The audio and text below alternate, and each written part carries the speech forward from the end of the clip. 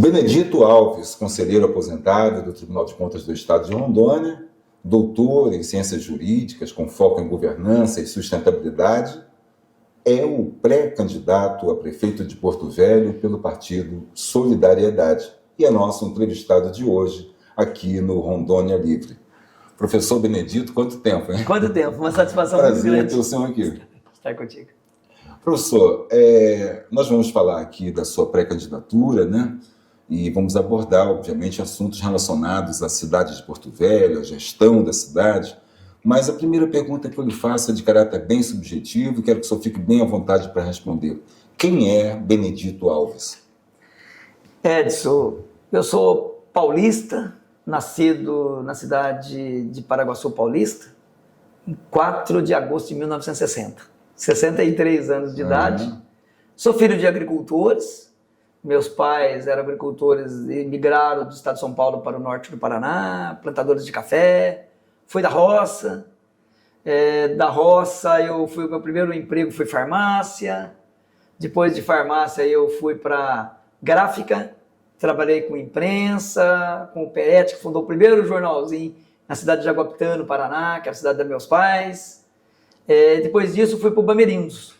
Trabalhei no Bamerindos há algum tempo, entrei como menor aprendiz, passei por várias sessões dentro do banco, fui balanceteiro do banco, e depois, as primeiras gerações de computadores, saíram da mecanografia para geração de computadores, fiz um pouco de tudo no banco e, na época, tive a oportunidade, com cartas de apresentação de lá, de vir para Rondônia. Cheguei em Rondônia em 1981, quando eu me apresentei para o então governador Jorge Teixeira. Naquela época, uma das primeiras pessoas que eu fiz amizade ali foi com o professor historiador Matias, Francisco Matias, que você lembra, que infelizmente perdemos ele para o Covid, como tantos outros amigos, né? Sim. Personalidades históricas do nosso município aqui, da nossa Rondônia. Tive a oportunidade de trabalhar com o Teixeirão, primeiramente aqui, depois ele me mandou como uma missão para Ouro Preto Oeste, aquela cidade como Ariquemes, Jaru, os primeiros projetos de colonização, o Padre Adolfo Hall, o Burareiro, Ariquemes, Padre Adolfo Hall, Jaru, e o Pique Ouro Preto, o primeiro projeto de colonização da Amazônia Meridional, que era Ouro Preto. Eu fui para lá, porque num dia anterior tinha morrido, dessa conversa que eu tive com o então governador Teixeira, tinha morrido 16 pessoas com malária. Ele falou assim, vai para lá para fazer alguma coisa, uma missão. E fui para lá, fazendo um trabalho no hospital do governo de lá. Fizemos um trabalho daí de prevenção, fizemos um trabalho, a minha cabeça girava em torno de governança desde aquela época. Falei, se eu não conversar com outros atores, eu não consigo dar conta do meu recado. Sim. Aí chamamos lá a SUCAM, o laboratório, o pessoal de imagem, os médicos, falamos, vamos fazer uma equipe para nós fazermos um trabalho de atendimento do produtor rural, que era parceleiro naquela época, que recebia do INCRA parcela de terra. Sim, sim. Atender o parceleiro lá perto da casa dele, onde ele mora, onde ele está. E nós fizemos isso, fomos para as escolas, cada 4 quilômetros tinha uma escola, levamos todo mundo para conversar e uma equipe. Vamos fazer a triagem, eu ia junto, como diretor do hospital, ia o médico, ia o enfermeiro, ia o pessoal da auxiliar de enfermagem, e o pessoal do laboratório. O menino do laboratório ia, fazia lâmina, fazia exame de fezes, urina, sangue, que é aquele básico, e ali a gente já tinha uma atuação prévia de saúde, aquela atenção básica de saúde. Sim. Que hoje às vezes deixa muito a desejar em todos os aspectos, todo multinível, né? Mas a gente fazia esse trabalho e nesse trabalho, quando você voltava para a visita médica na outra semana, já levava o remédio para verme e já levava até um sulfato ferroso. E as crianças foram melhorando a saúde. Então as crianças mais fortes, elas resistiam mais à doença, até mesmo à malária. E a malária já não levava mais a óbito. E, às vezes com a lâmina, uma prevenção precocemente diagnosticado, você resolve o problema com mais facilidade e não montou a gente dentro dos hospitais. Então nós fizemos isso lá em Ouro Preto, teve um grande sucesso. Depois disso eu tive a oportunidade de trabalhar muitas coisas. Trabalhei como chefe de obras, fui secretário municipal de administração, fui secretário municipal de educação, até do Carlos Magno, que hoje está aqui em Porto Velho, né? E fui também policial civil. E quando eu era policial civil, que eu voltei a fazer um curso de Direito, que eu tinha paralisado. E esse curso de Direito eu estava morando naquela época como policial civil na cidade de Timirante da Serra, que é 104 quilômetros de Ji-Paraná, quando teve o primeiro curso. Porque Direito naquela época, ou você fazia na FAR aqui, na Unir, ou você faz... E no interior, a Ubra começou com esse primeiro curso. Sim. Em 95 foi quando eu comecei em Ji-Paraná. Quando eu era policial lá em 90, quando eu era policial em Mirante da Serra. E eu ia, para você ter uma ideia, de Mirante da Serra a Ji-Paraná, não tinha asfalto. Eu ia 104 quilômetros toda noite de moto. Tinha uma motinha DTzinha velha. Eu ia nela toda noite. Ida e volta. Eram 208 quilômetros que eu andava. Ou chegava dentro da sala de aula toda cheia de barro, na época do inverno, ou na época da poeira todo empoeirado. E até ganhei de uma amiga minha uma roupa de plástico que eu colocava por cima da minha roupa para não chegar tão sujo dentro da sala de aula. Mas assim mesmo eu era motivo até de bullying, se nós falamos hoje, porque o seu colega ria, falou, o cara chegou aí todo lameado, é o Benê, né, que chegou, todo lameado ou empoeirado. E aí eu fiz um curso, graças a Deus, curso na Ubra, fui da primeira turma de Direito lá, terminei o curso de Direito, já comecei a lecionar, porque eu também tinha lá em Ouro Preto alguns empreendimentos. Eu fundei o primeiro jornal de Ouro Preto, que se chamou A Voz do Migrante. Depois, uns adversários políticos de um grupo que eu tinha que era o grupo do Teixeirão mesmo, que eu estava meio vinculado, quiseram comprar esse jornal. Eu vendi, mas não tinha cláusula de barreira. Eu criei outro jornal, fundei daí o jornal A Folha Popular. Então, fui um pioneiro, fundar jornais lá na região de Ouro Preto. E também não só isso, como eu tinha feito contabilidade, tinha sido contador de banco, contador comercial, eu montei um escritório de contabilidade em Ouro Preto. Então eu tive um escritório de contabilidade modelo também. Quando eu fazia um trabalho diferenciado lá, porque eu pegava os alunos do curso de contabilidade e levava para estagiar no meu escritório. Então eu empregava o menor aprendiz, trabalhava comigo. Os meus estagiários ganhavam para fazer um trabalho comigo. E aí eu tinha a possibilidade de trazer muitas empresas. Cheguei a ter 300 empresas fazendo contabilidade no meu escritório. Então eu tinha esse empreendimento de contabilidade, o do jornal. Muitas vezes o jornal não é tão fácil. Às vezes o escritório mantinha, às vezes, o próprio jornal. Então passei por isso. Fiz um programa semanal de rádio lá na minha carreira, como jornalista. E fiz com o Finado Mesquita umas aparições na TV também no programa dele. Fazia um trabalho nesse sentido. Depois, terminei meu curso de Direito, comecei a pedir demissão da polícia, exoneração. Comecei a advogar lá na região do interior. Sim. Eu além das minhas especializações em penal, processo penal civil, eu me dediquei ao tributário, porque tributário eu era contador, então tributário eu via que era uma oportunidade de um nicho para ganhar dinheiro. Então no interior eu era o tributarista do interior. Então isso me oportunizou até obter frutos econômicos para o meu escritório. E outra coisa que ninguém gostava que eu fiz também, dada essa experiência na atividade pública, de gestão pública, foi me dedicar ao orçamento público. Então, por isso que muito tempo eu lecionei direito financeiro, além do tributário, nas faculdades. Porque financeiro quase ninguém gosta. Você vai falar em PPA, LDO, LOA. As pessoas correm muito disso, porque advogado, inclusive, corre de cálculo, né? E eu falei assim, não, é aí que eu vou ganhar dinheiro. Porque e agora é disciplina obrigatória, né, na reforma do curso. Porque você veja bem, como que uma pessoa vai para a área pública, que é uma área muito abrangente do direito, e ela não sabe o básico que é a atividade financeira estatal, né, que compreende aí receita pública, despesa pública, orçamento público e crédito público. Então, me dediquei muito a essa área também. E de onde acabei lançando livros, né? Fui pioneiro em comentar a lei de responsabilidade fiscal. Você lembra daquela época, nós comentávamos lá na Ubra. Saiu em 2000 a lei, o ano que inclusive eu vim para cá, para Porto Velho, para fundar a Ubra aqui. Nós viemos para cá, a Ubra, ficou os pés aqui em 98 num curso de pós-graduação para a área de segurança pública, para delegados e pessoal da área de segurança. Depois que fomos instalar a graduação, eu estive desde o primeiro momento aqui. Em 2000, vim com o Dr. Pedro Hatz, que era delegado, e diretor-geral da Ubra depois. E eu fui o diretor adjunto, fui o primeiro coordenador do curso de Direito, de Pesquisa e Extensão, fui da Fundação Ubra, e era advogado da Ubra também. Então tinha uma multi-atividades dentro da Ubra. A Ubra tomava um tempo meu de manhã, tarde e noite. Professor Benedito, como foi para essa migração sua para o governo do Estado, depois do Tribunal de Contas, né? Então, aí depois eu na academia, o então governador Confúcio Moura, eu tinha feito um trabalho de reforma tributária no município de Ariquemes, quando ele era prefeito.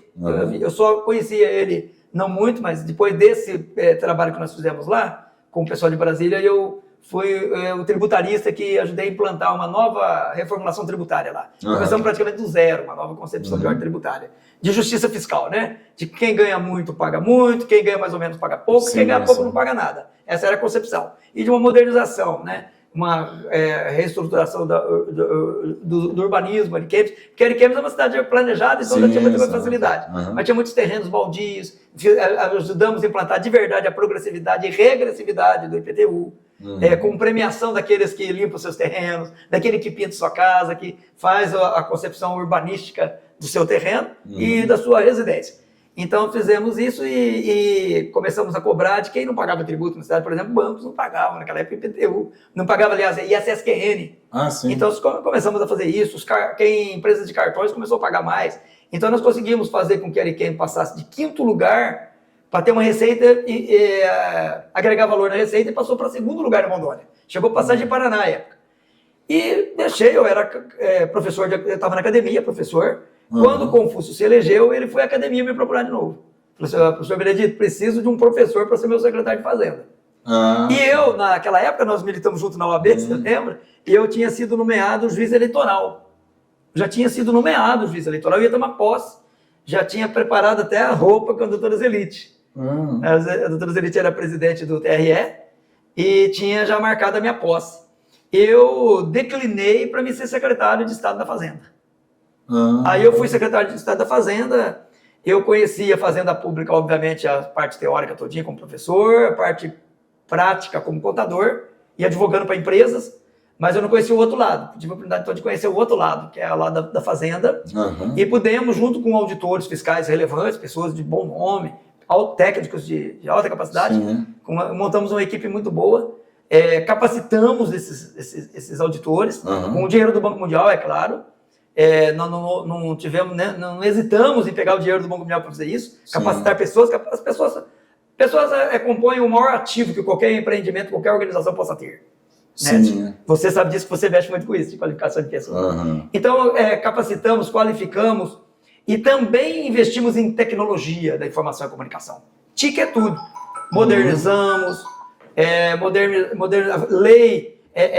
mudamos a legislação, adequamos legislação. A lei não pode ser um entrave para você modernizar e inovar. Se ela é um entrave, você tem que fazer uma disrupção, então. Você tem que mudar a lei. A lei foi feita para ser mudada, até porque a lei é temporária. Então você tem que adequá-la à principiologia constitucional e às leis infraconstitucionais adequadas àquela matéria. Fizemos isso na Secretaria da Fazenda. Também com essas inovações, tanto de pessoas, com foco em pessoas e foco em tecnologia, nós implantamos a nota legal rondonense, que está aí até hoje. O secretário atual e o secretário adjunto atual foram da minha equipe. Naquela época, ressuscitaram, inclusive, esses planos que existiam naquela época, esses programas que foram exitosos. Porque isso aumenta efetivamente a arrecadação sem aumentar tributo. E também criamos a nota eletrônica, com convênio com a Fazenda Federal. Já pensamos nessa concepção multinível de atuar com a Fazenda Federal, estadual, e com municípios, com o VAF, agregando valor adicionado fiscal para os municípios, fortalecendo os municípios por meio da Fazenda Estadual. Então esse foi o nosso legado na Fazenda. E em 2011, você lembra disso, eu fui fazer um check-up normal, descobri um câncer, aí eu tinha só 30 dias de vida. Graças a Deus estou aqui, né? Eu costumo dizer que eu, como cristão, eu sou um milagre. E eu não só me recuperei, como depois, 2011, 2012 eu fiz esse tratamento. Em 2013, nós estávamos dando continuidade àquele programa de modernização e robustecimento da Fazenda do Estado de Rondônia. Tanto que a Fazenda se deu continuidade aos meus sucessores. A Fazenda de Rondônia hoje é uma das melhores do Brasil. De verdade, hoje, tecnicamente falando, podemos colocar a Fazenda Pública de Rondônia entre as 5 melhores do país. E eu costumo dizer que ela está no modo avião, no Airbus, que está no modo avião. Para derrubá-la é muito difícil. E o orçamento só cresceu desde então. E aí, com essa gestão da Fazenda Pública, o Confúcio acabou me surpreendendo e me nomeou conselheiro do Tribunal de Contas, na vaga deixada pelo então conselheiro José Gomes. Fui para o Tribunal de Contas, fiquei quase uma década lá no Tribunal de Contas, e o que me deu uma oportunidade de conhecer o outro lado, né? Porque eu tinha conhecido de um lado como advogado, conheci dentro da administração pública, e de repente agora eu vou conhecer como julgador das contas dos gestores públicos, em todos os poderes e órgãos que ele passava. Então foi uma experiência muito exitosa, muito profunda. A gente aprende muito e vê até quais são os erros que mais cometem os gestores na hora da execução orçamentária. Sim. Professor, o senhor, então, além da sua formação acadêmica, né, coroada, inclusive, ao nível do pós-doutorado, né, e o senhor tem uma experiência de gestão muito grande no nível municipal, estadual, no controle externo, na administração direta, né? Toda essa experiência que o senhor tem, somada ao seu conhecimento, à sua formação jurídica, de que forma isso pode influenciar, diferenciar a sua gestão à frente da Prefeitura de Porto Velho? Olha, Porto Velho precisa melhorar em vários aspectos e melhorar muito. E isso exige um mínimo de experiência. Quando você vai contratar um funcionário, você vai analisar a experiência que ele tem para uma área vital, Sim. essencial. A experiência é muito importante. A experiência é importante, não tenho dúvida. A experiência é importante aliada a outros saberes. Porque quem tem experiência sabe que ele não pode pensar em fazer algo sozinho. Nós temos vários gargalos aqui que precisamos de múltiplos saberes. Tem coisas que a gente pensa que eu vejo a maior parte das pessoas falando, isso é uma questão de engenharia. Eu falei, não, isso é questão de engenharia, isso é questão de urbanismo. Então a experiência nos leva a isso. O conhecimento jurídico nos dá um cabedal suficiente para você atuar, agir de uma maneira adequada, legal, legítima, mas pensando naqueles 5 Es da administração. Os 5 Es da administração. Nós temos lá os Es que todo mundo conhece, que, por exemplo, eu tenho que ser eficiente naquilo que faço. Está lá na Constituição Federal. Eu tenho que ser eficiente para chegar à eficácia. Sim, entregar aquele produto, no resultado. Mas isso só não basta, eu tenho que fazer o mais com menos. Porque fazer com muito dinheiro é fácil, mas fazer só com o dinheiro que você tem, isso passa pela economicidade. Mas eu posso até fazer um posto de saúde, eu posso construir um posto de saúde lá no bairro, acabei de entregar e tal, mas de repente eu tenho o médico, tenho o enfermeiro, tenho tudo, mas eu não tenho medicamento. Então eu não fui efetivo. A efetividade. Ou às vezes tem medicamento, tem o posto de saúde, tem tudo, mas não tem um médico. Então também não fui efetivo. Tem que ter tudo. E além de tudo tem que ser honesto, que passa pela eticidade, a ética, que deve permear as ações de qualquer. Então, olha, para um gestor público não basta a experiência, ele também tem que ser ficha limpa. Ficha limpa é essencial. Eu me lembro, né, quando nós estamos falando em pré-candidatura aqui, de um cargo de executivo municipal, eu me lembro da concepção da antiga Grécia, né? Lá você colocava na ágora, na praça, aquele cara que ia ser candidato, iria lá com uma vestimenta branca, um guarda-pó branco, mas um guarda-pó sem bolso, uma túnica branca, porque sem bolso para não roubar. Era a concepção ética dele. E a palavra candidato vem de cândidus. Cândido, aquele que é imaculado, que é puro, candura, imaculado, puro, branco, sem mancha. Que é exatamente a ficha limpa. Sim. A ficha limpa, né? Então, você tem que... Eu mesmo exijo isso como eleitor. Para me votar numa pessoa, eu tenho que ver se ela preenche aqueles requisitos exigíveis para a envergadura de um cargo tão importante. Estou falando de um cargo de executivo municipal. Mas também não só isso, mas se a vida dele, a vida pregressa dele, né? A biografia dele, ele me recomenda. Se ele me convence para que está na altura de um cargo dessa envergadura. Porque ele vai cuidar do futuro. Ele vai cuidar do futuro que às vezes não se chega ao presente. Sim. Então eu tenho que pensar num futuro que não seja distante das pessoas. Foco em pessoas. A concepção hoje da ONU é foco em pessoas. Sim, até na questão de gestão de cidades, né, hoje o urbanismo ele é focado nisso, a cidade para pessoas. Né, cidade para pessoas. Conceito. E nós temos, professor, assim, alguns segmentos populacionais que às vezes são meio esquecidos. Né? Por exemplo, os idosos. Né? Apesar de que todos nós, pelo menos, temos a intenção de chegar, né, Sim, eu já sou considerado idoso, eu já estaciono na vaga. Eu também, eu sou maior de 60, sou idoso também. Já é um privilégio até, né? Cartãozinho. Então, mas assim, muitos jovens, inclusive, eles não pensam nisso, né? Ele não pensa que ele está respeitando um direito, que amanhã ele vai querer que esse direito seja respeitado, porque ele vai exercer esse direito, né, se chegar à nossa idade. Então, o que o senhor pensa, assim, especificamente, por exemplo, para o segmento dos idosos? Veja bem, o idoso, a minha avó falava assim, ó, o seu avô, ele está meio caduco, ele voltou a ser criança. Olha que coisa interessante que ela falava, né? Ela falou assim, ó, seu avô está meio caduco, ele voltou a ser criança. Eu falo com ele, parece que é uma criança. Mas ele morreu com quase 100 anos, né? Então, aí, falou assim, a gente tem que tomar cuidado com ele, que de repente ele vai para algum lugar, aí não sabe nem para onde está indo. Precisa de cuidados. Sim. O idoso precisa de um cuidado especial. A lei garante isso. Né? O Estatuto do Idoso. Sim. Existe um estatuto que é um direito fundamental estabelecido na Constituição. Direito fundamental do ser humano. Então o idoso tem que ter tem que se dar a ele uma atenção especial. Não é qualquer atenção que você dá para qualquer adulto. É uma atenção para o idoso. O que acontece com nossos idosos? A maior parte dos nossos idosos, tal qual as nossas crianças que não têm creche, ficam em casa o dia todo, às vezes, com cuidado de outro filho um pouquinho maior, porque a falta de creche leva as mães a fazerem isso, porque ela tem que trabalhar. Sim. É uma deficiência de creche enorme, a gente já, nos estudos do próprio Tribunal de Contas, a gente vê uma deficiência enorme de creche.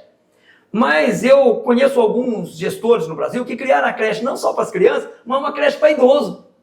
É uma ideia que pode ser perfeitamente implementada. Por que a creche do idoso? Que creche de idoso? Sim, mas você veja bem, se você deixa a tua criança de manhã para ir trabalhar numa creche, você pode deixar os seus pais, que precisam de cuidados, também no local, que pode ser denominado creche de idoso, ou qualquer outra nomenclatura que se dê, mas onde ele tem assistência multifuncional, de multiprofissionais. Sim. Ele pode ter lá uma assistência do psicólogo, ele pode ter uma assistência do geriatra, do nutricionista, do enfermeiro, fisioterapeuta. Você até economiza esses profissionais colocando num lugar só levando os idosos até esse lugar. Isso desonera o SUS? Mas não tenha dúvida, porque você vai tratar o idoso preventivamente, é uma atenção básica de saúde que você tem que dar ao idoso. Como aquele médico que vai ao domicílio. Mas como tem muitos domicílios, às vezes não vai em todo lugar, se você concentrar esses idosos num lugar só, ele já passa a visitação para todos eles. E outra, ele vai todo dia para lá. Ele vai ter convivência, vai humanizar essa vivência dele. A pessoa lutou tanto na vida, já aposentou, ou está no seu opúsculo da vida. Então, o que você pode fazer com essa pessoa? Dar ela aquela dignidade merecedora que está esculpida na Constituição Federal. Sim. Mas, para além dessa letra morta da Constituição, você pode tratá-la com dignidade humana. E dignidade humana é o quê? Você trata ela com saúde. De repente, tem idosos que gostam de uma atividade física. Pode ser uma academia lá dentro, né, para ele fazer os exercícios físicos. Pode ser o fisioterapeuta, pode ser, enfim, os profissionais que precisam, né? O geriatra, o reumatologista, o cardiologista, tudo que pode passar lá, fazer essa visitação e ainda encaminhar depois aquele que realmente está com alguma coisa grave. E você pode prevenir, inclusive, doenças cardíacas, outras questões, oncológicas, qualquer coisa, num simples exame. E onde que pode ser feito isso? Num local adequado, em que se dê uma atenção específica, especial, a essa pessoa. Tem que ter foco em pessoa, que é a dignidade da pessoa. Dignidade da pessoa, então, é você tratá-la com humanidade. É o princípio humanitário, né? Que está na Constituição Federal. Então, você vai tratá-la bem, com dignidade, com saúde. Às vezes, e outra coisa, olha só. Nós temos idosos, nós temos uma taxa, no Porto Velho não se tem um estudo adequado sobre isso, eu acredito que até passa da concepção do próprio IBGE, mas nós temos aqui aproximadamente umas 50 mil pessoas idosas que não são alfabetizadas. Era um momento para você alfabetizar, inclusive, esse idoso. Sim. Eu gosto muito disso e faço isso. Eu faço isso como professor. Às vezes eu pego uma pessoa e falo, vou alfabetizar você. Tem uma história que eu gosto de contar, da dona Cândida, que eu ajudei a alfabetizar. Ela falou assim, eu tenho uma dificuldade que eu não tenho como ir no shopping, que eu não conheço nada lá. Eu pego o ônibus, me ensino o ônibus errado, eu não sei ler. Eu tenho vergonha da minha identidade, que está escrita aqui, não alfabetizada. Que antigamente ela falava analfabeto. Aí ela mostrava para mim, não alfabetizada, não sabe ler. Ela morre, ela tem vergonha quando eu vou no banco, eu tenho que pôr o dedão. Sim. Ela falou assim, eu não vivo. Ela falou para mim assim, eu vivo no escuro. Aí eu achei muito profundo isso. Falei, vou alfabetizar a senhora. Peguei para alfabetizar essa senhora. Fui alfabetizando ela, coloquei, ajudei a fazer os exames para ela adquirir um diploma. E ela adquiriu um diploma do primário. Quando ela sabia ler, contar e escrever, pelo menos o básico, Sim. que ajudei ela, e quando eu não ia, uma pessoa amiga minha ajudava, ela ficou tão feliz que ela falou assim, doutor Benedito, eu tenho luz agora.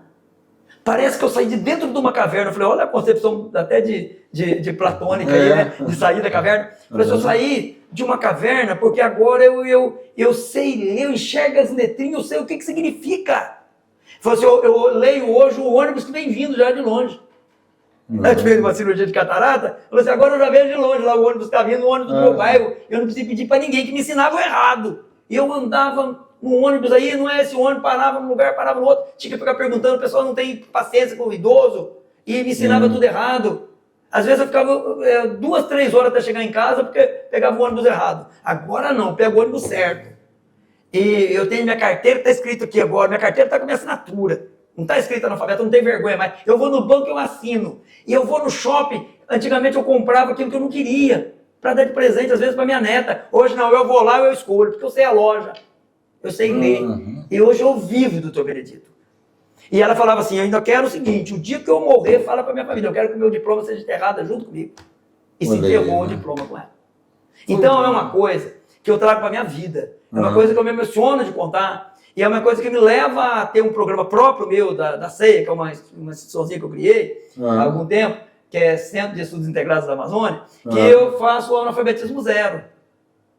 Fazer analfabetismo zero, pelo menos dando uma dignidade para essa pessoa que nunca teve a oportunidade de saber ler, escrever e contar. Eu tive uma mãe que se preocupou comigo e me ensinou a ler na Bíblia. Minha mãe me ensinou a ler na Bíblia. É associar as letrinhas da Bíblia. Antes de eu ser alfabetizado. Eu devo muito à minha mãe isso aí. Porque ela só tinha o 3º ano primário naquelas épocas, meu pai também. Mas ela falou assim, você tem que estudar, meu filho. E ela que me incentivou a estudar. Eu sou o filho dela que mais estudou. E servi de exemplo para muitas gerações que vêm por trás de mim aí, que muitos são advogados, inclusive, que eu dei sempre minha. Por quê? Porque ela falava assim, ó, a única forma de um pobre conseguir alguma coisa na vida, não depender nem do rico, é estudando. Porque daí o rico vai depender de você. Olha a sabedoria de uma mulher. Ela falava assim, é porque o rico, quando ele ficar doente, ele vai depender do médico que estudou. Se ele tiver uma grande empresa, ele vai depender do administrador que estudou, do contador que estudou. Se ele cometer algum problema errado e tiver que ter um advogado, é o advogado que estudou. Sim. E depois que ele morre ali, ó, ela falava ali, o advogado ali, o menino ali, que você conhece, o André é advogado daquele homem rico lá, ó, tá fazendo o inventário dele, tá ganhando uma nota. Então falou assim, então o cara que estuda vai ganhar dinheiro até do rico. Então o estudo é importantíssimo. E esse idoso tem que ter uma dignidade completa. Saúde, aquele que nunca teve oportunidade de ter uma educação. Você já imaginou se nós pudéssemos tratar nossos idosos assim? E podemos. Eu acredito que isso é uma questão de atitude, de agir para que aconteça. Que tem coisa que depende mais da ação. Eu sei, por exemplo, na sua ONG, vocês fazem coisas fantásticas. Vocês fazem coisas que, para a memória, para capacitar pessoas, que o poder público às vezes deixa de fazer. Mas se o poder público trabalhasse mais com governança, ele ia exatamente fazer mais com quem já está fazendo. Sim. Eu não preciso inventar roda, eu não preciso fazer um concurso público para atender tudo isso, não. Eu vou pegar aquela mesma concepção que eu tive do médico, fazer o trabalho de um plantão volante, e ele passar para esse lugar onde o idoso está. Eu acredito que vai ser uma oportunidade até para ele aprender mais. Conviver mais. Você pega o técnico, que é fantástico, nós temos muitos médicos fantásticos, né? Técnicos fantásticos. Todas as áreas, mas médicos nós temos, muitos. E aí eles vão ficar mais humanizados, inclusive. E vão emprestar a técnica dele para humanizar as pessoas também. É a concepção técnica e humanística que as universidades têm que se preocupar muito. E essa sua visão é uma visão de governança, não? De governança, porque você pega todos os stakeholders, públicos e o privado. Seja o privado participando ou sendo destinatário de um bem, de um serviço. Professor Benedito, hoje nós temos um programa federal, né? Na verdade um programa nacional, que é o da educação em tempo integral, né? Inclusive a coordenadora estadual, aqui em Rondônia, a professora Cidinha Zuin, que está fazendo agora a qualificação dos diretores e secretários de escolas municipais, né? Ou seja, é a vez dos municípios, porque a ideia é se começar da educação lá de baixo, né? Básica.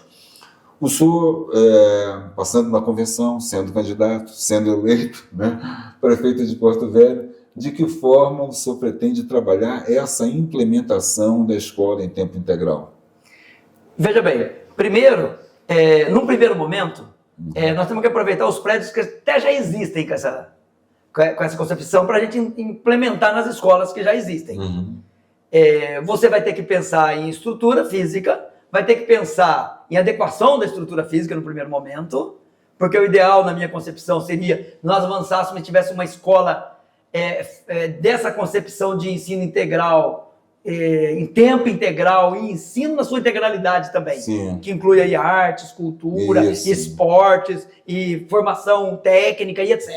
Durante o dia inteiro, mente ocupada o dia todo. Porque a mente desocupada é uma oficina do diabo aí, e a pessoa pode cair no crime, né? Então, se eu pego uma criança e deixo ela o dia todo na escola, isso é algo que o Darcy Ribeiro, o nosso pai da LDB, sempre falou. Eu tive até uma honra muito grande, eu tive uma convivência com o Darcy Ribeiro. É uma pessoa que eu fui conversar, e por dois motivos. Porque ele era um educador e porque ele é o cara que acolheu o Rondon.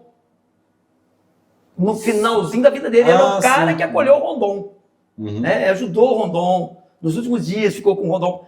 Ele reconhecia a importância de Rondon. E eu li essa história como jornalista, eu ficava encantado com esse cara. Eu falei, eu quero conhecer esse cara. Eu fui ao IEP conhecê-lo. E quando ele idealizou um centro integrado de educação popular, que é o CEP, aquilo me encantou. Ele pegava uma criança da favela e deixava o dia inteiro na escola. O dia inteiro. Ia saber o básico, quer saber ler, escrever e contar com todos os currículos normais. Mas, para além disso, ele ficava o dia inteiro na escola, ele tinha uma tendência, uma vocação para o teatro, ia para o teatro, para a música, ia para a música, para as artes, ia para as artes, não importa qualquer tipo de arte. Ele tinha uma tendência ao esporte, ia para o esporte, de lá saíram jogadores de futebol, etc. Então, é uma oportunidade, é um viveiro de talentos, inclusive uma educação integral. Eu sou educador na minha vida, a maior parte da minha vida hoje é como educador. Então eu penso assim, como educador você tem que transformar vidas. E uma escola de ensino integral transforma vidas. Uma escola de ensino integral, ela tem que ter primeiro essa estrutura, como eu falei, tem que capacitar o corpo docente para fazer isso, os professores, e tem que incentivar os alunos a participarem desse projeto. Lógico que não vai poder implementar na totalidade num primeiro momento, mas é possível você abranger um grande número. E outra coisa é isso.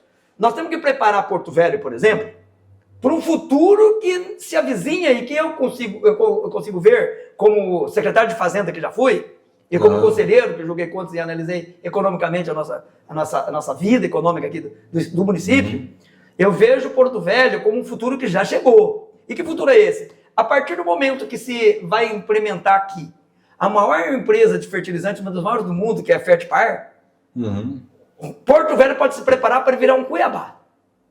Pode se preparar. E ainda eu acredito mais melhorada. Por quê? Porque nós temos um rio, que é o maior afluente do Amazonas, e que eles não têm lá. Um rio dessa envergadura. Nós temos uma navegabilidade, que pode atingir 23 mil quilômetros de rios navegáveis na região toda amazônica. Então isso aí é uma melhoria da saída para o Pacífico, com esses produtos, que vai, lógico, o fertilizante vai o quê? Agregar valor no agro. Aumentar a produtividade do agro. A produção é a produtividade. Vai sair por aqui pelo Pacífico, e vai sair pelo Atlântico, e vai sair pelo Pacífico também, que é a saída do Pacífico. Que a gente tem que lembrar que nós temos outro Brasil ali, em população, nos Andes, nos países andinos.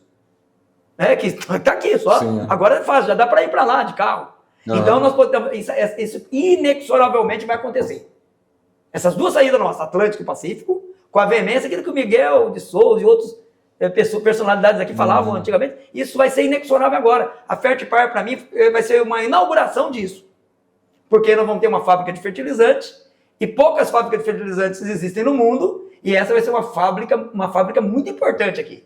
Porque nós temos matéria-prima, nós temos elementos aqui próximo, e com a guerra da Rússia e a Ucrânia, até isso beneficia esse empreendimento.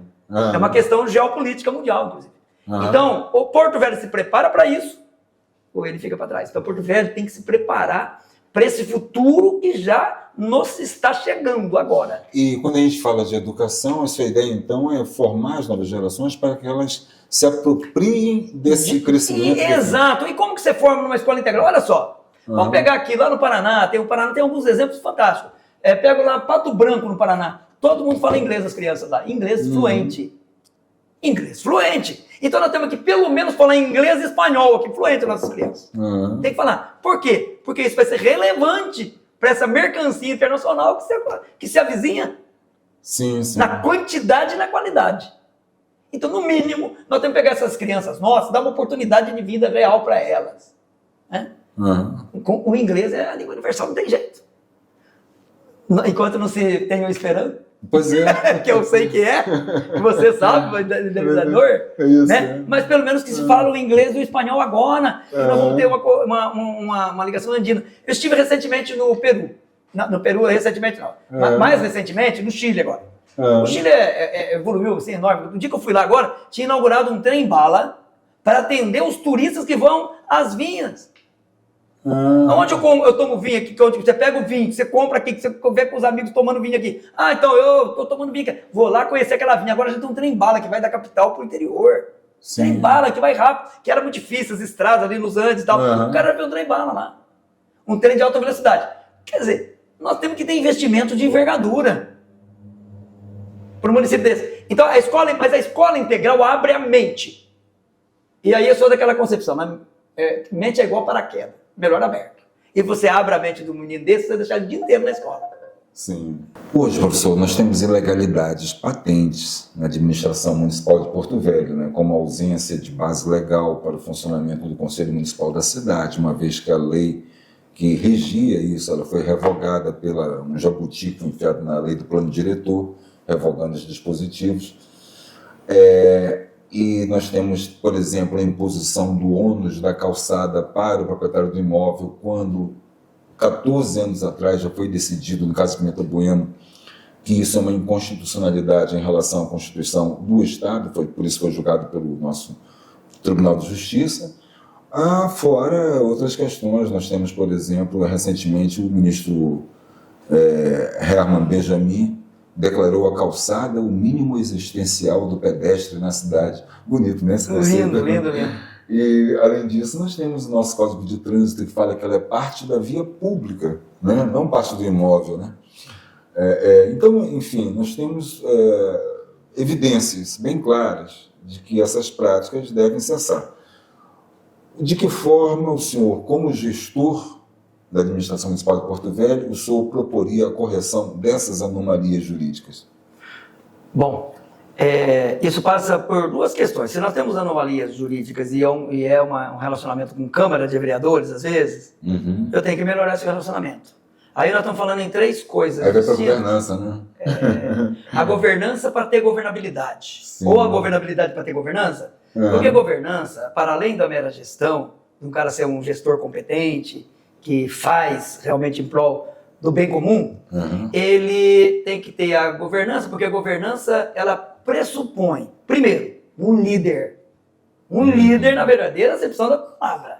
O líder que manda, porque o cara vai falar assim, não, mas esse é meu secretário. Pô, então eu não sou líder. Sim. O líder lidera. O secretário é a equipe dele. Então tem que ter o líder, que é a liderança, tem que ter estratégia. Estratégia é para onde eu vou. Planejamento estratégico, que você sabe fazer muito bem. Qual é a visão que eu tenho? Qual é a minha missão? Quais são meus valores? Quais são meus objetivos? Estratégia, para onde eu vou? Estratégia é a visão ao longe. Concepção aristotélica, né? Ou de Platão, quando escreve a República, que é exatamente isso, uma ocupação racional do espaço urbano, etc. E tal.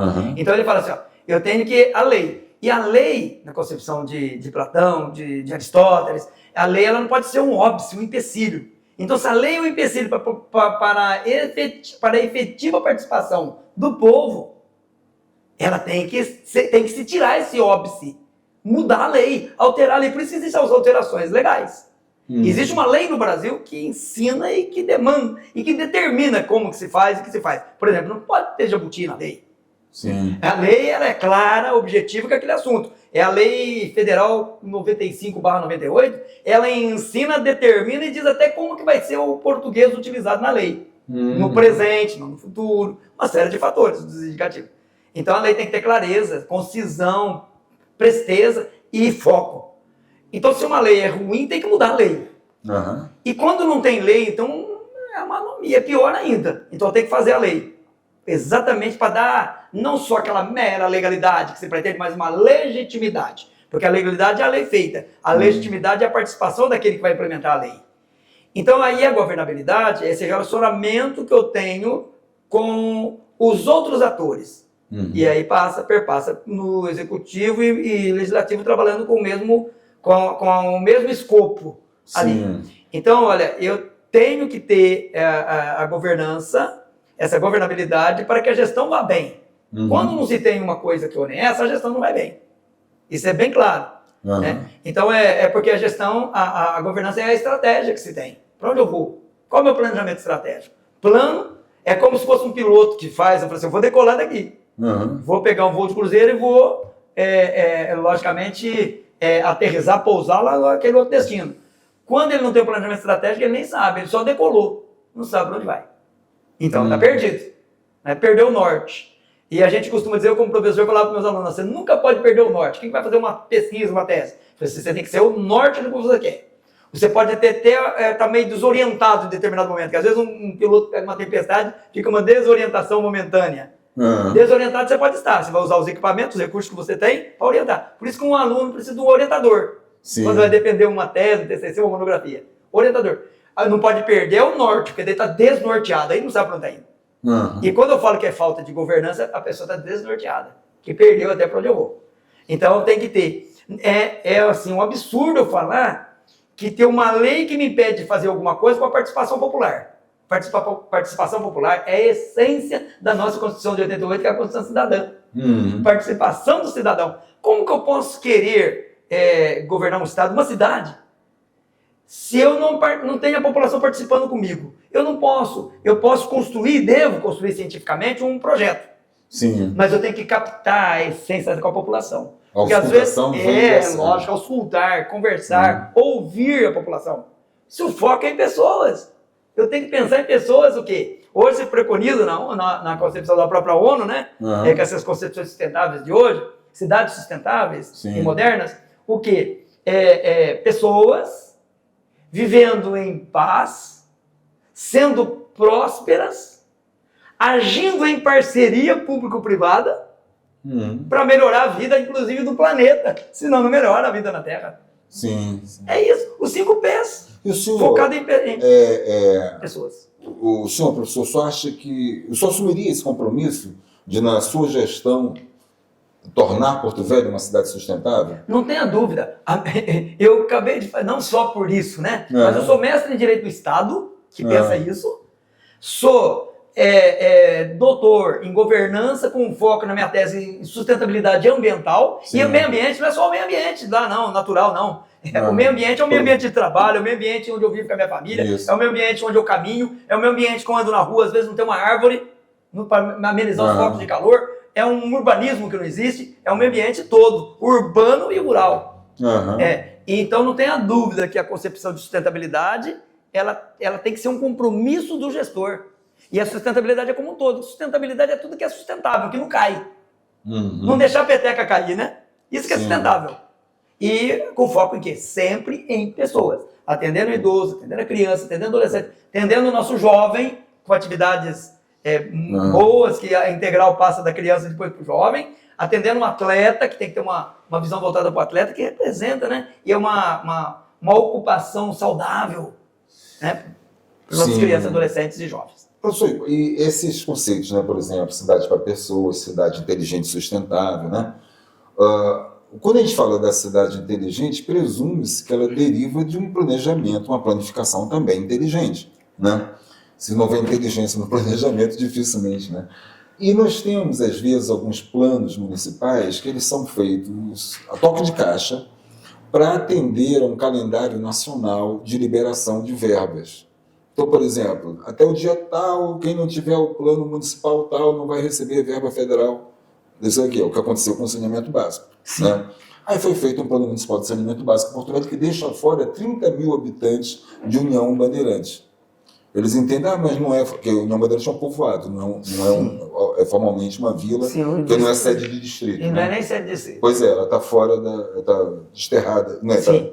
A sede do distrito está desterrada, que é a Mutum, que não tem mais sede. Sim. A Nova Mutum está dentro de Jaci Paraná, e o União Bandeirantes está dentro de Mutum. Você pega lá o Extrema, Punã. Exato. E Vila da Penha, né? Marco Azul, Rio Pardo, todos são povoados, né? Mas são 30 mil habitantes. Né? Quer dizer, não tem como você deixar de pensar nessas pessoas.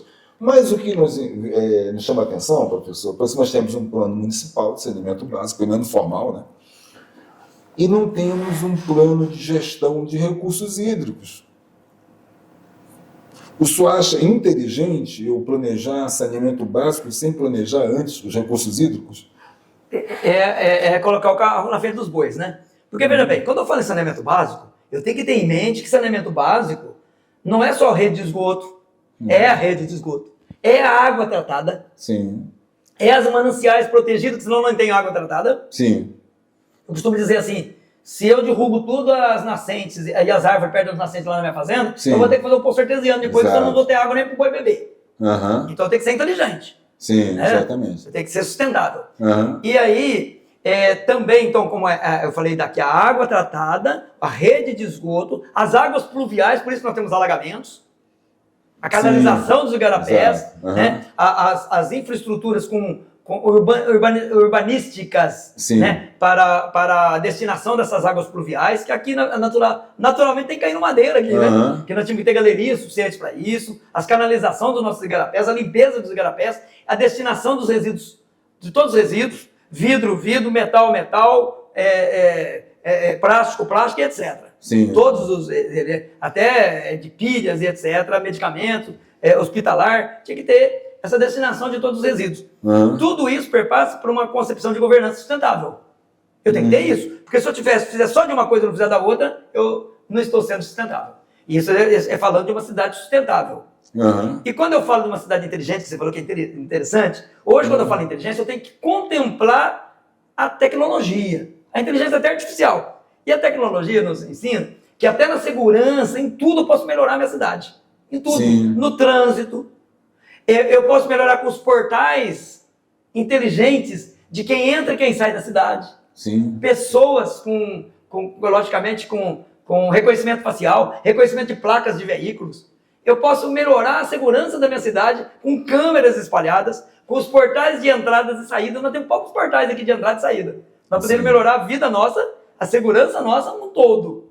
Mas isso compreende uma concepção para além só da engenharia, que envolve tecnologia, que envolve o urbanismo. Sim. E o urbanismo vai para além da mera engenharia.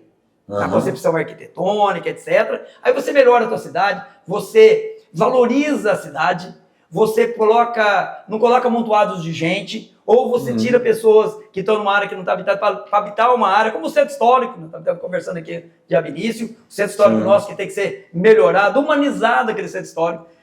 Os comerciantes que ele vive tem que levar a eles, os clientes, próximo, morar próximo, viver próximo e consumir próximo. Sim. Então é perfeitamente possível você fazer isso com um planejamento global nesse sentido. Isso passa por uma governança.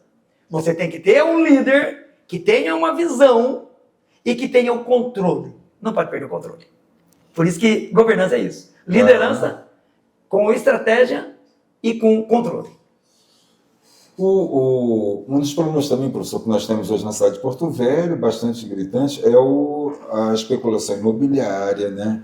E os vazios urbanos. Inclusive, eu vi um estudo recente de que estão crescendo os vazios urbanos numa mesma área, a área central da cidade.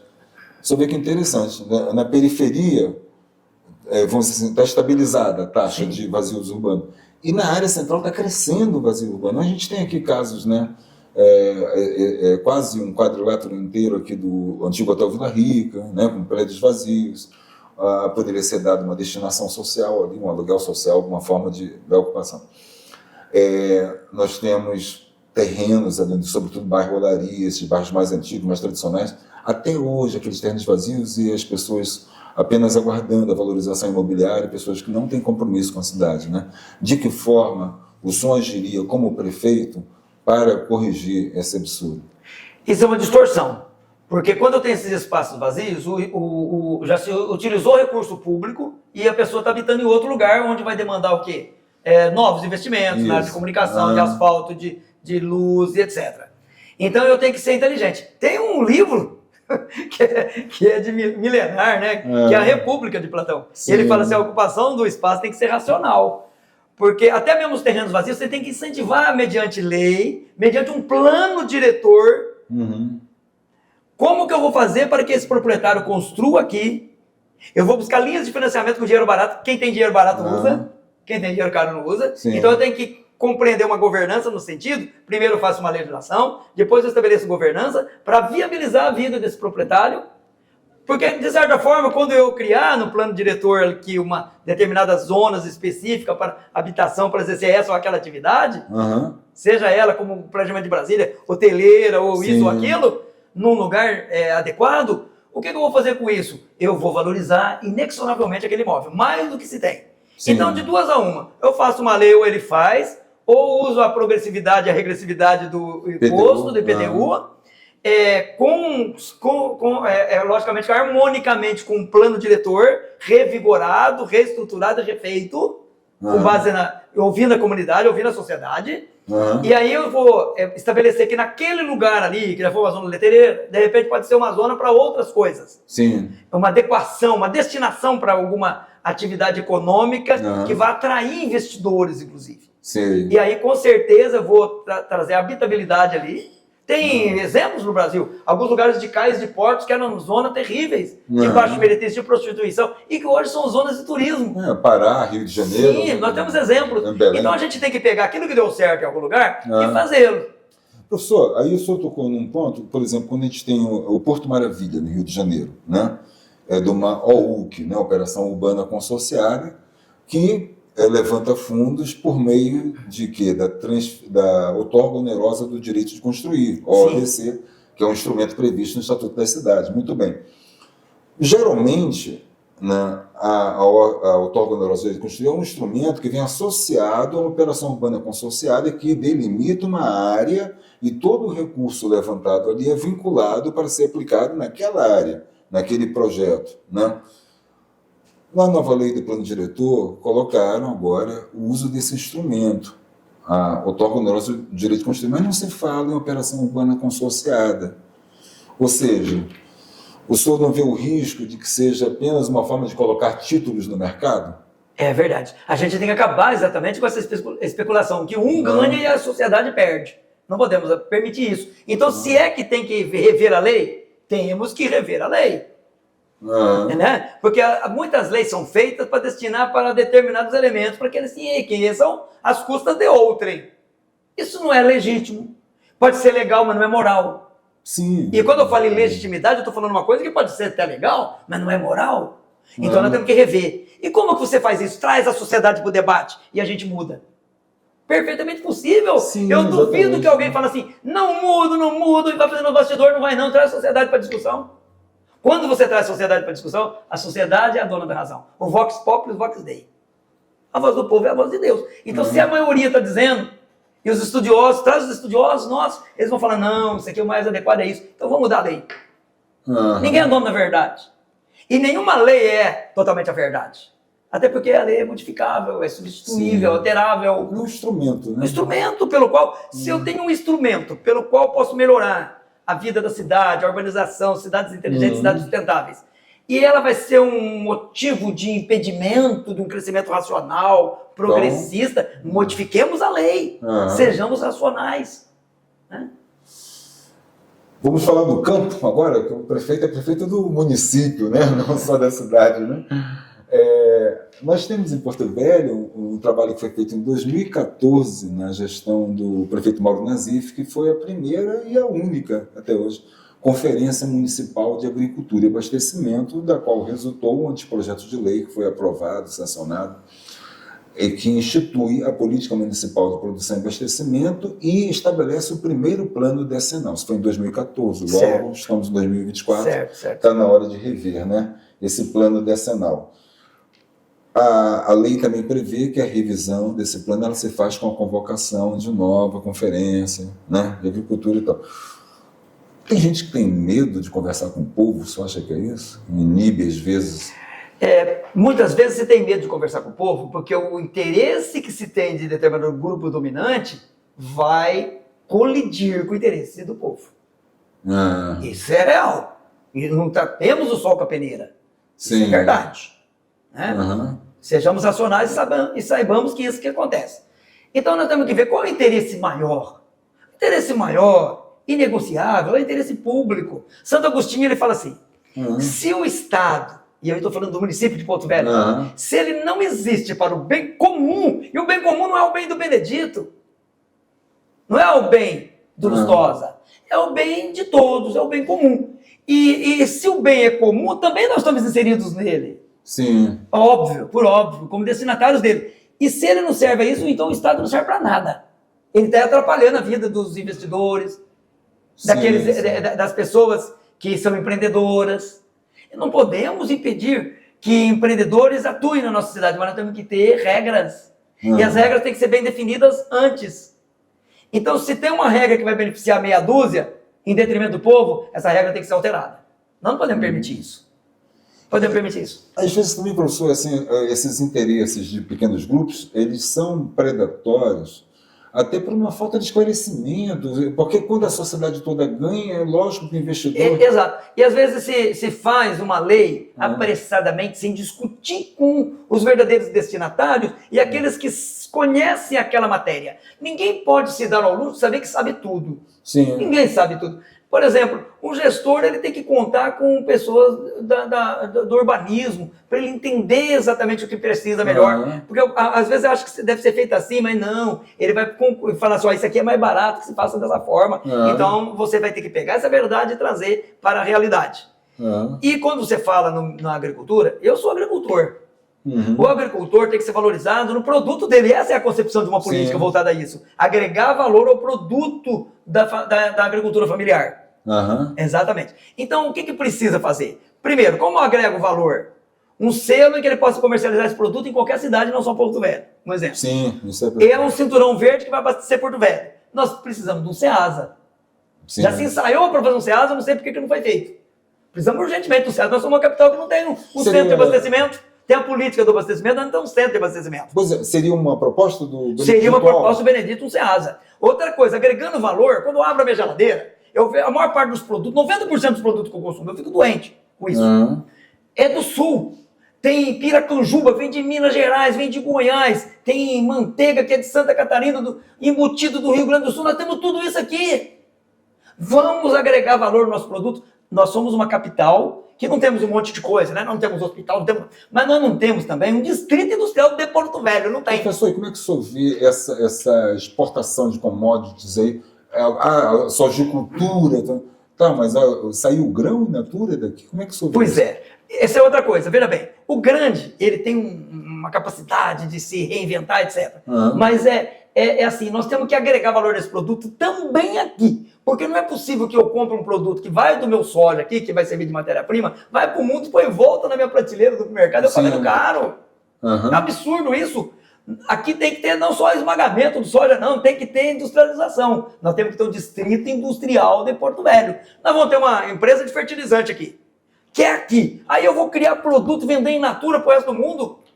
Então quem quiser o meu produto vai comprá-lo, mas a mão de obra vai ser gerada aqui, o emprego vai ser gerado aqui, a renda vai ser gerada aqui. Geração de emprego e renda é o mínimo que um gestor que pensa em pessoas pode fazer. Porque a maior dignidade que tem uma pessoa é ter uma carteira assinada. A maior parte das pessoas anseiam. O jovem menor aprendiz, ou ele tem isso, ou ele vai às vezes pro crime, infelizmente. Então eu tenho que gerar emprego e renda, dar uma oportunidade. Desde o primeiro emprego, abrir oportunidades. Eu tenho que criar incubadoras de negócios, eu tenho que criar e ajudar o pequeno a crescer. Nós temos aqui no setor chacareiro pessoas que fazem isso, coisa fantástica. Né? E nós temos que valorizar essa pessoa que já faz, ajudando ele a regularização fundiária dele, estradas vicinais para a escoação dessa produção, um centro de abastecimento e industrializar seu produto para agregar valor no produto. Isso é uma política decente de abastecimento. E se a lei não contempla, mudemos a lei para contemplar. É preciso colocar o ordenamento jurídico, então, a serviço Não tenha dúvida. da sociedade. A lei tem que estar a serviço para viabilizar políticas públicas que cheguem às pessoas. Se ela não impede que isso aconteça, que lei é essa? A lei não pode ser o opróbrio do povo. A lei tem que ser o quê? A ponte que viabiliza a vida da pessoa. E esse é um compromisso? É um compromisso do Benedito como professor, como experiente na gestão pública em várias áreas, né? E vai ser como prefeito também. E se Deus nos abençoar, eu sou pré-candidato. Uhum. Eu acredito muito nos meus projetos porque eu faço um projeto bem calculado. Sempre que eu fiz a minha vida foi bem calculado. Uhum. E eu confio. E tem coisas, eu sou uma pessoa que sou muito temente a Deus. E tem coisas que quando acontece lá naquele plano, aqui só falta consecutar. Eu acredito muito nisso. É logicamente, uma beligerância, é Davi contra Golias. Mas ninguém acreditava em Davi, e Davi venceu Golias. A sobrevivência ao câncer foi determinante? Essa resiliência, para mim, já demonstra a minha força de vontade. O médico perguntou para mim, você quer viver ou morrer? Eu falei, quero viver. Ele falou assim, então não perca o entusiasmo. Eu falei, isso eu não perco. Porque entusiasmo é uma palavra muito profunda, até do ponto de vista teológico, eu como cristão. A palavra entusiasmo vem do intel. O in que é dentro e o tel que é Deus. Aquela força vital que você tem dentro de você, do Criador, do arquiteto do universo, não importa o nome que se dê, mas é uma força vital que eu tenho dentro de mim e que eu acredito nela. E se Deus me deu uma oportunidade, inclusive, desde 2012, de eu estar vivo, com saúde, graças a Deus, como eu disse para você, eu sou uma pessoa que sou saudável porque eu durmo pouco. Até os meninos que estão aí comigo, eles sabem disso. Eu durmo 2, 3 horas, aí é difícil me acompanhar o meu ritmo. Mas eu só posso ainda, com a experiência que eu tenho, com essa força vital que Deus me deu, eu podia estar tranquilo. Eu estou aposentado do Tribunal de Contas. Podia estar morando numa praia, em qualquer outro lugar do mundo. Sim. Mas eu estou aqui porque eu amo Porto Velho. Inclusive o meu sonho. Eu tenho um sonho. Tenho sonhos. E sonho é apenas um sonho. Mas quando você tem gente que acredita no sonho, ele vira realidade. Eu tenho um sonho, inclusive, de fazer dessa cidade aqui uma cidade com esse pôr do sol nosso, como diz o nosso hino, esse pôr do sol, esse céu nosso, é inigualável. É o único no mundo. Você vai em qualquer lugar do mundo, você nunca vê isso aqui. Só aqui você vê, no Rio Madeira. Eu sonho com uma orla no Rio Madeira. Uma orla. Essa seria a sua proposta também? De coisas inovadoras, sim. Eu teria pelo menos umas 7 coisas inovadoras que eu queria propor. Um ponto que você fala muito, professor, a outra margem do Madeira, que ocupação... Se eu crio uma orla do lado de cá, consequentemente vai se demandar do lado de lá. Mas hoje eu tenho que preocupar onde está o povo. O povo está mais aqui. Mas lá tem gente também. E se eu tenho que preocupar onde tem gente? Os distritos nossos, como você disse.